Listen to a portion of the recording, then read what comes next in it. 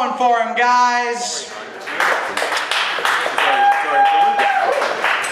The next comedian is setting up 2 separate cameras to record his open mic set at the Fizzy Lifting open mic. Let's clarify this. That actually happened. You're making the right choice. This is how you get fucking big. People don't know that. Well, no, it's also some pills that I take. Okay, so he informed me that the pills he took are the reason he is recording this.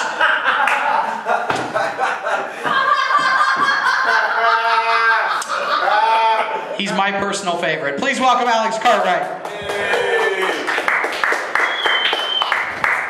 You know, I was going to come up here, I was going to tell some jokes, but I decided that instead I would try to entertain you tonight, so bear with me. I have this coworker, his name is Lee, he is Chinese, and now,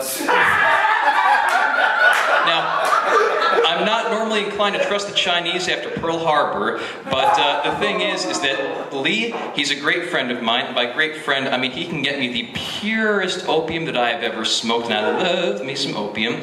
So when we hang out, we do typical guy stuff. We go over to his house, put on some kung fu movies, chase the dragon, fall asleep for 16 hours, typical guy stuff. So one night, we're nodding off, and he gets a call from his cousin. And he tells me that he knows of a cockfight going on. And, you know, I agree to go to it after I find out that it's roosters fighting anyway. And so what happens is, we go into his Subaru, because he's as much of a tired cliche as I am. And, you know, we drive off to the west side. He brings me to this dingy, gritty Chinese restaurant.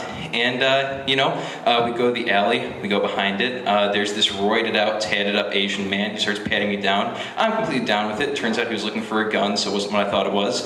So we go into the basement, and what happens is, I don't know how to describe what I saw. Marble floors, jade and gold statuary, pottery like you wouldn't believe, tapestries made out of silk, koi ponds. There's roulette tables, poker, blackjack, whatever you can imagine, and the very center of it is a cockfighting ring. So Lee introduces me to his cousins, and we go and we place our bets. We go and we watch Popeye and Daffy get into a fight, and I win 20 bucks. So I go down to the bar, and I take my 20 bucks, I want to order some sake because that's all they have. And, you know, I start drinking, and somebody comes up behind me, puts, you know, their hand around my eyes, says, "Hey, you." So I turn around. I recognize this voice, and it's Candy. Candy, I recognize from establishments that I frequent because my life is a sparkling gem of morality and temperance. Candy, let's just say there's no pot of gold at the end of that rainbow, and she doesn't recognize me because A, I'm not wearing the fishnets, I don't have pink hair down to my waist, and I'm not affecting the accent. So, she says to me, "Buy me a drink," and I say, that's not Polish. What happens is I say to her the one thing that I know will make any tranny leave you alone. "Sorry, lady, I'm gay." So, she ends up going away, she's swearing her own language, and, you know, I decided to go over to the roulette table, put it all on red, lose all my money, well, the money that I won anyway. So then I meet up with some Yakuza, I buy a bunch of opium from them, I'm smoking opium, having a great time, end up eating sushi off of this Japanese broad's tits, and then I see over Lee, he's flirting with Candy at the bar, and I tell him, "Hey, you know, you gotta hit on another girl."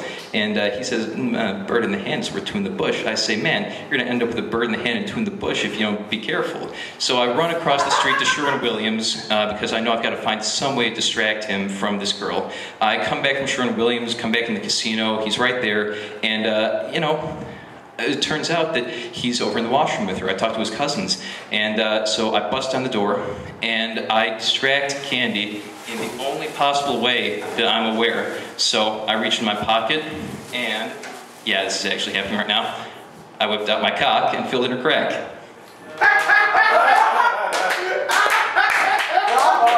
Where am I on time? You're about out. Gotcha. All right, thank you so much, everybody. Have a great night.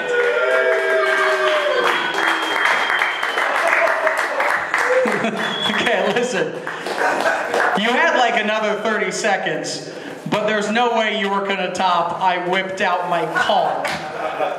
I like